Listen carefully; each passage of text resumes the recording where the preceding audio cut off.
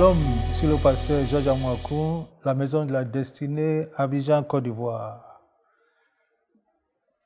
Dieu m'a chargé de te donner un message très important, un message capital. C'est ta saison. C'est ta saison. Et c'est ma saison. Voyons ensemble 2 Rois chapitre 7. Et je lis les 10 premiers versets. Élisée dit, écoutez la parole de l'Éternel.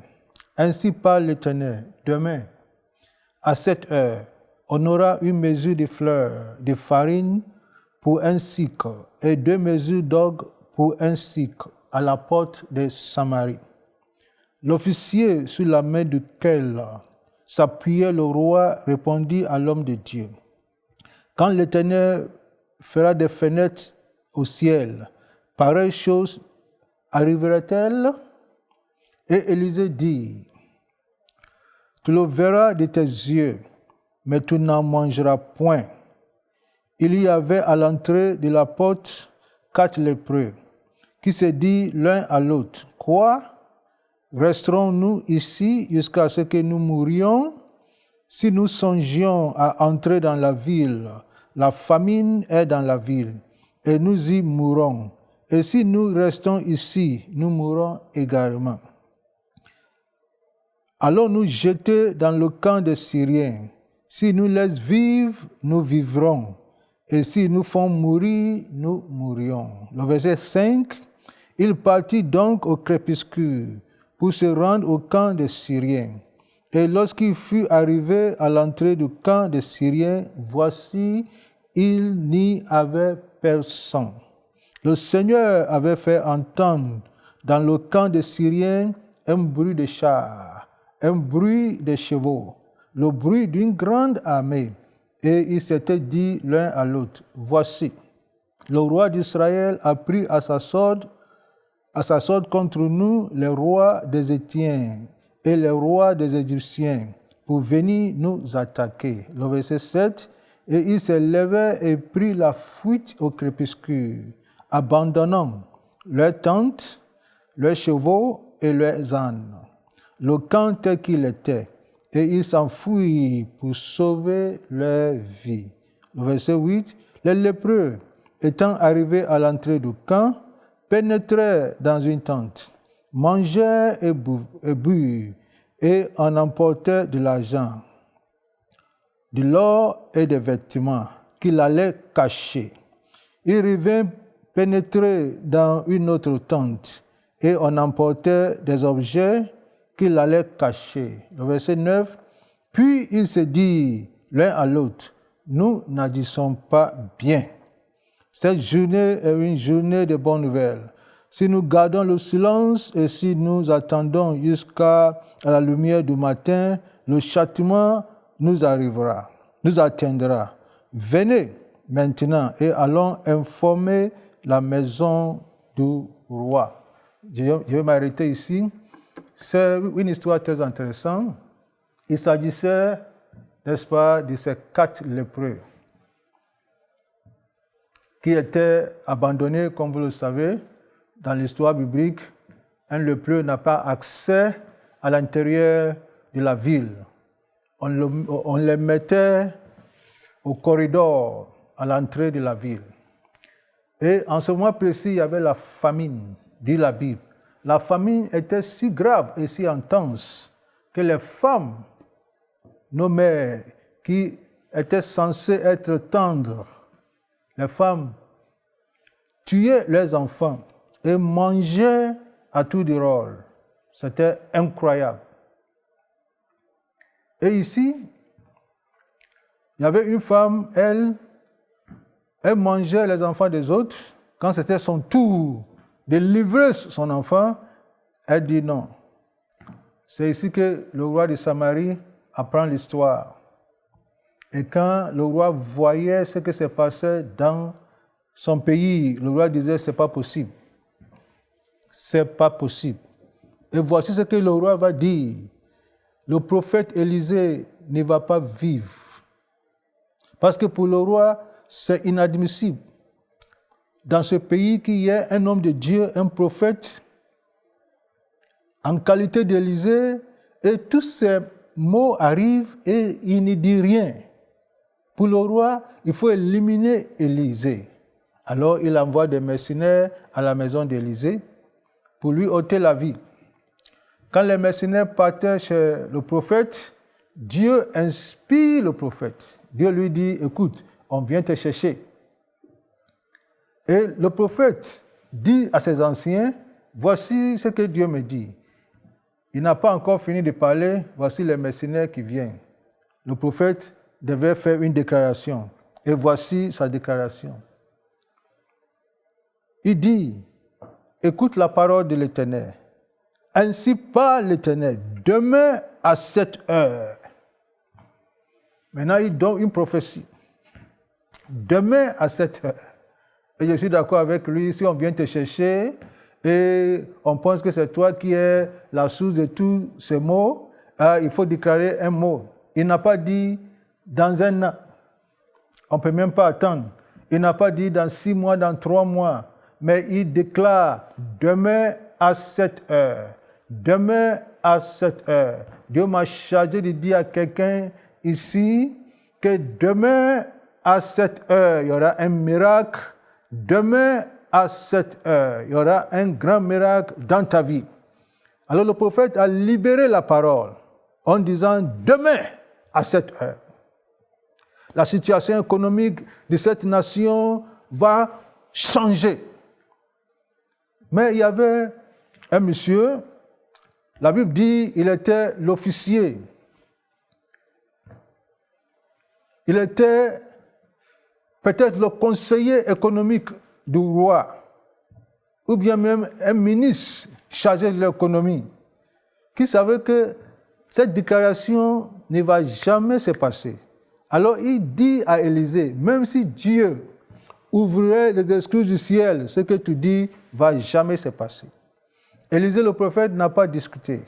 Il lui dit simplement, tu verras, mais tu n'en mangeras pas. Ce qu'il faut noter dans cette prophétie est que c'est une prophétie qui a une durée très claire et précise. C'est à l'espace de 24 heures. Demain à 7 heures. À l'espace de 24 heures, quelque chose va se passer dans la vie de quelqu'un. À l'espace de 24 heures, Dieu va changer la situation de quelqu'un. À l'espace de 24 heures, quelque chose de miraculeux va arriver dans la vie de quelqu'un.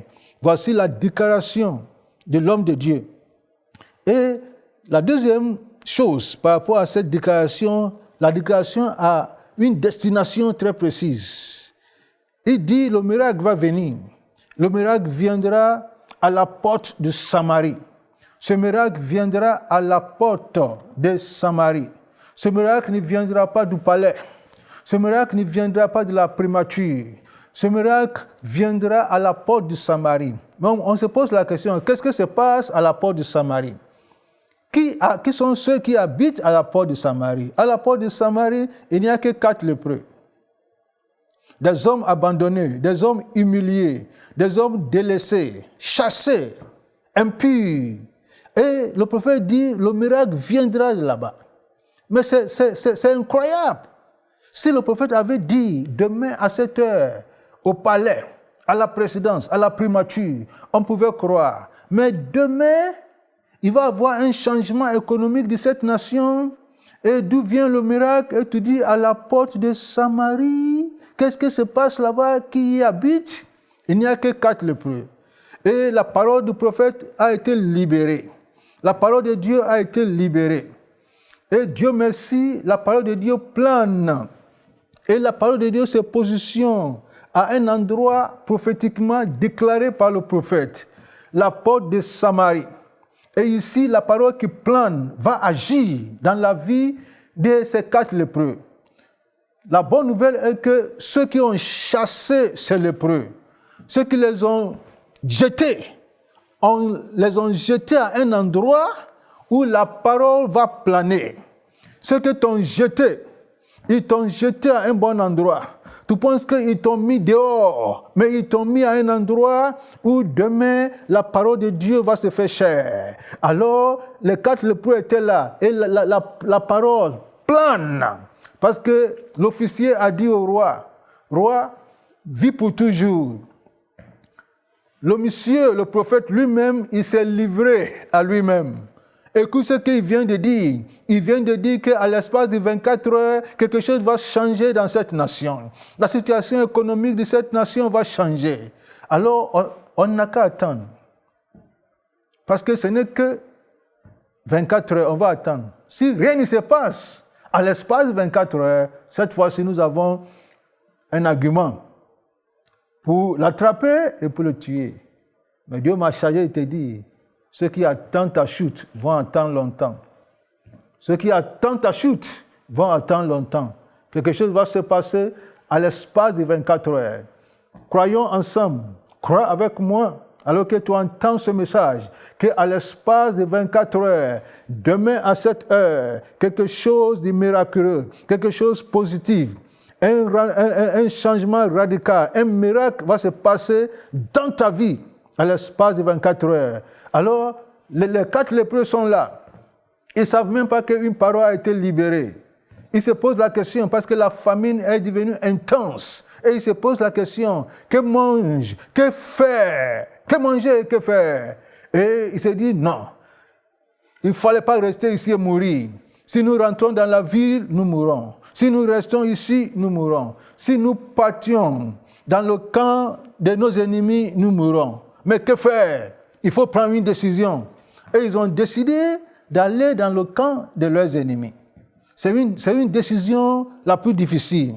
La décision la plus facile, c'est de rester à la porte de Samarie et mourir. Mais ils ont décidé de faire l'impossible. Ils ont décidé de faire ce qui est le plus difficile. Ils ne pouvaient pas retourner dans la ville parce que, étant lépreux, ils n'avaient pas le droit de retourner dans la ville. Alors, ils s'est dirigé vers le camp des ennemis. Alors, ils savaient que ce que l'armée d'Israël même ne pouvait pas faire, eux, ils allaient essayer. C'est à saison. Ils sont partis. Je ne savais pas, en partant, quelle chanson ils chantèrent. Et peut-être même par la peur, ils marchaient doucement. Mais la Bible dit, alors qu'ils partaient, alors que ceux-là, les 4 lépreux, des hommes abandonnés, des hommes humiliés, des hommes chassés et rejetés, des hommes dits impurs, alors qu'ils marchaient et ils partaient doucement, la Bible dit que quelque chose se passe. Dieu va amplifier leurs pas. Dieu va amplifier leurs pas. Alors les ennemis qui sont de loin entendent le bruit de chars, entendent le bruit de chevaux, entendent le bruit d'une grande armée.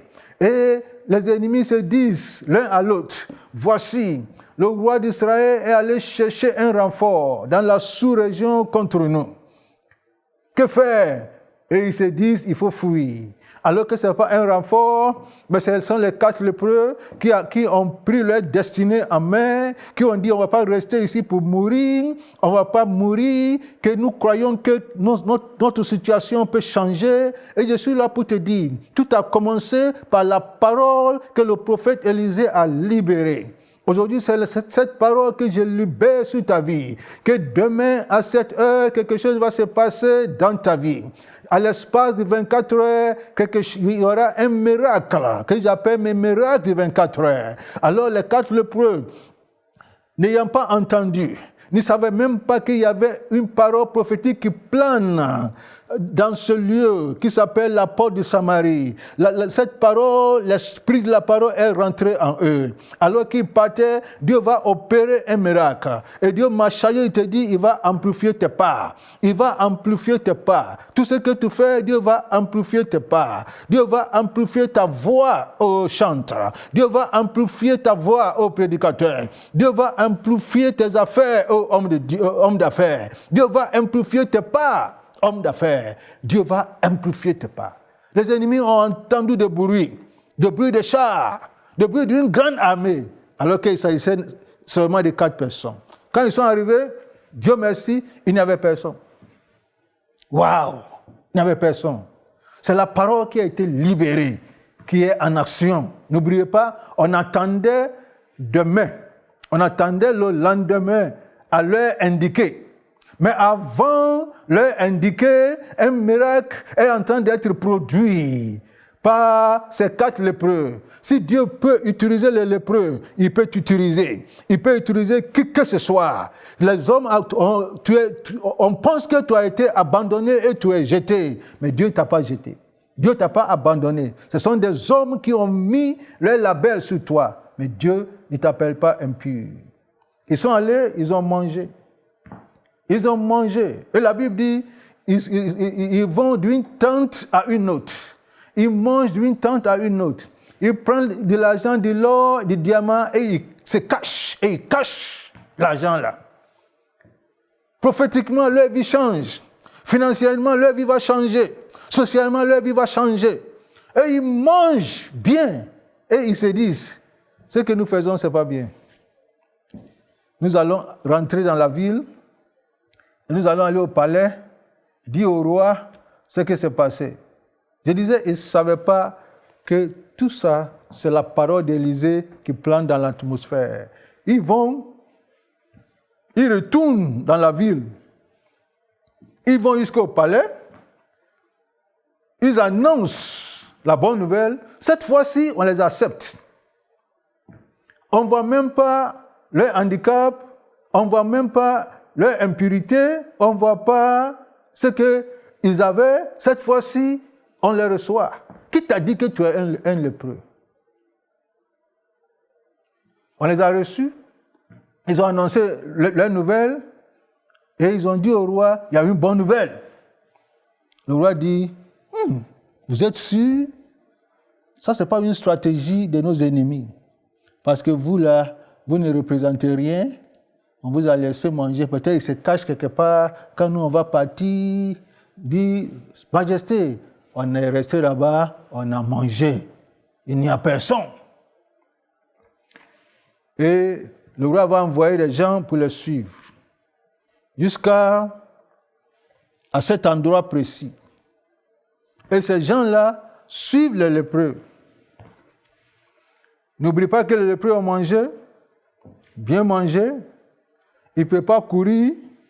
Ils mangent doucement, ils marchent doucement. Les autres là ont faim, ils veulent manger. Ils ont entendu un miracle. Si c'est vrai ou pas, ils ne savent pas. Il faut courir. Mais qui connaît là-bas? C'est les lépreux qui vont les diriger. Les lépreux sont devant et toute la population suit les lépreux. Maintenant, qui dirige qui?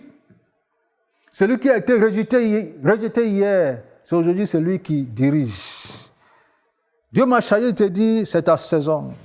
Lève la main et dis, c'est ma saison. C'est ta saison. C'est ta saison de nourrir aujourd'hui ceux qui t'ont nourri hier. La saison a changé. Hier, ils nous ont rejetés. Ils nous ont abandonnés. Ils nous ont fermé la porte. Parce que c'était leur saison. Aujourd'hui, c'est notre saison. Nous, on ne va pas leur rejeter. On ne va pas leur fermer la porte. On ne va même pas leur envoyer à manger. On va les diriger à l'endroit même de l'abondance divine. On va les amener là-bas. Quand c'était leur saison, ils nous ont fermé la porte. Aujourd'hui, c'est notre saison. Dieu m'a chargé de te dire, c'est ta saison. Dis après moi, c'est ma saison. C'est ta saison. Dis, c'est mon temps. Et c'est mon tour. C'est ta saison. C'est ton temps. Et c'est ton tour. Les lépreux étaient devant et la population est derrière. Comme je disais, eux, ils ont mangé. Les autres n'ont pas mangé. Eux, ils ne peuvent pas courir. Les autres étaient pressés. Maintenant, ils poussent les lépreux. Fais vite! Mais hier, là, quand on touche un lépreux, on devient impur. Aujourd'hui, on peut toucher un lépreux sans être impur. Qui t'a dit que tu es lépreux? Lève-toi, quel que soit où tu es assis. Il ne faut jamais dire que c'est tard. Il ne faut jamais dire que c'est trop tard. Dieu n'a pas encore dit son dernier mot. La parole est en train d'être libérée sur toi. Comme Élisée a libéré la parole. Demain à cette heure. Demain à cette heure. C'est cette parole qui est en train d'agir. Dieu est en train d'honorer sa parole. Et Dieu m'a chargé, il te dit, il honore cette parole.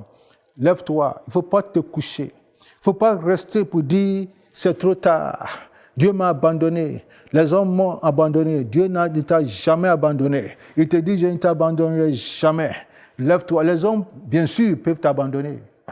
Mais Dieu va changer la situation en ta faveur. La Bible dit que la pierre que les bâtisseurs ont rejetée est devenue la principale des langues. Maintenant, ce sont les lépreux qui sont devant.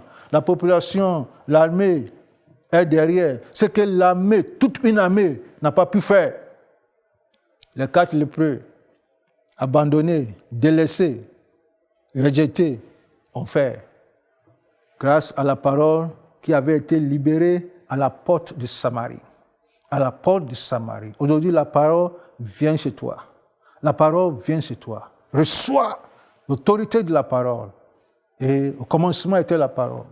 La parole était avec Dieu et la parole était Dieu. C'est grâce à la parole que Dieu a changé le monde. Et Dieu a créé son monde par sa parole. Élisée a changé une situation, la situation de tout un pays, par une simple déclaration. Demain, à cette heure. Pourquoi toi tu murmures? Pourquoi toi tu accuses? Déclare la parole, demain à cette heure. Crois dans la parole, libéré. C'est la parole qui fait tout. Sur la terre, Jésus n'a jamais prié pour quelqu'un. Il libère simplement la parole. Il va chez le paralytique. Veux-tu être guéri? Et il commence à parler, à expliquer pourquoi il était encore là. Et ainsi de suite. Il a fini de parler. Jésus dit, lève-toi, prends ta natte et marche. Jésus n'a pas prié pour lui. Il a libéré la parole sur sa vie. Il dit à Bartimée, que veux-tu que je fasse pour toi? Que je recouvre ma vue. Jésus n'a pas prié pour lui. Il a libéré la parole. Vois. Et il a commencé à voir. Il a dit à Pierre, quand les disciples disent c'est un fantôme, Jésus dit c'est pas fantôme, c'est moi. Pierre dit si c'est toi, ordonne-moi à venir. Jésus dit viens. Jésus savait qu'on ne marche pas sur l'eau. Pierre savait que s'il y a quelqu'un qui savait qu'on ne marche pas sur l'eau, c'est Pierre, parce que lui il travaille sur l'eau. Mais sur la base de Jésus, il a marché sur l'eau. La parole est venue chez toi. Reçois la parole et ta vie va changer. La vie de ces lépreux a changé. Ceux qui étaient en arrière, au corridor, aujourd'hui sont devant. C'est eux qui montent cet endroit d'abondance. Et toute la population y va, grâce aux 4 lépreux. Pourquoi tu t'appelles lépreux? Pourquoi tu t'appelles impur? Pourquoi tu t'appelles orpheline? Pourquoi tu t'appelles orphelin? Pourquoi tu t'appelles abandonné? Dieu ne t'a pas abandonné. Lève-toi, change ta situation. Prends ta destinée en main, comme les lépreux ont fait. Parce qu'il y a une parole qui est libérée dans l'atmosphère. Pour finir, laisse-moi te donner 2 pensées. Un jour, la première pensée est ceci. Une image. Et la première image est ceci. Un jour, la maison d'Élisée, le prophète, a été envahie par l'armée ennemie, la même armée, qui sont venus arrêter l'homme de Dieu. Et quand l'homme de Dieu, quand son serviteur s'est levé, il voit la maison envahie, il dit, nous sommes morts. Quand Élisée est venu, il a regardé l'atmosphère, il dit à son fils, ceux qui sont avec nous sont plus nombreux que ceux qui sont avec eux. Il dit, mais ceux qui sont avec nous sont où? Élisée dit, Seigneur, ouvre ses yeux. Quand l'Éternel a ouvert ses yeux, il a vu la montagne pleine de chars, de cavaliers, de l'armée céleste. Et ça a tranquillisé sa foi. Ça, c'est la première image que je veux que tu notes. Les chars, le bruit des chars et le bruit des cavaliers et le bruit d'une forte, une grande armée que les ennemis ont entendu. C'est au-delà des pas des hommes. Il s'agissait bel et bien de cette armée céleste qui protégeait la ville et la montagne et la maison d'Élysée. Mais l'armée céleste avait besoin de la parole pour agir. Tant que Élysée ne libère pas la parole, tant que quelqu'un ne libère pas la parole, Dieu ne peut pas s'élever, Dieu ne peut pas agir. Parce que Dieu agit sur la base de sa parole. Dieu n'agit pas parce que tu pleures, parce que tu te plains. Mais il agit parce que tu as pris sa parole, tu as déclaré sa parole, tu as cru dans sa parole et tu marches à la lumière de sa parole. Et quand la parole a été libérée, et la parole a influencé cette zone géographique, la porte de Samarie, et la parole a localisé ces personnes, bien qu'elles n'étaient pas qualifiées. Quand la parole est venue, Dieu les a qualifiées et Dieu les a utilisées. C'est la première image que je veux que tu saisisses. Il y a une armée céleste à notre disposition. Il y a l'ange qui sont à notre disposition. La deuxième image, l'armée ennemie est venue en guerre, venue envahir Israël. Depuis longtemps, ils sont là. Qu'est-ce qu'ils font? Ils attendaient quoi pour attaquer? Israël n'avait pas de force. Ils attendaient quoi pour attaquer? Pourquoi ils n'avaient pas attaqué jusqu'à là? Prophétiquement, ils ne sont pas venus attaquer. Israël avait faim. Il y avait la famine. Et ce que Dieu voulait faire, Dieu voulait nourrir son peuple. Dieu a fait venir l'armée syrienne pour envoyer la nourriture, mais qui va libérer la parole. Ils sont allés en guerre. On ne va pas en guerre avec des habits, avec de l'argent. Ils vont aller acheter quoi dans la brousse là-bas? Mais tous ces biens-là étaient pour Israël. Mais il a fallu qu'une parole soit libérée. Demain, à 7 heures. Et quand la parole a été libérée, tout ce que Dieu avait prévu pour son peuple est rentré en possession. Je libère la parole aujourd'hui. Demain, à 7 heures. Crois avec moi, la provision est déjà là. Le miracle est déjà là. Libère la parole et rentre dans ta position, dans ta possession, dans le nom puissant de Jésus. Lève la main et dis, c'est ma saison. C'est ma saison. C'est mon temps et c'est mon tour. Amen. Cette émission est rendue possible grâce au précieux soutien des partenaires d'Enseigne-moi Canal International. Retrouvez tous nos programmes sur enseigne-moi.com.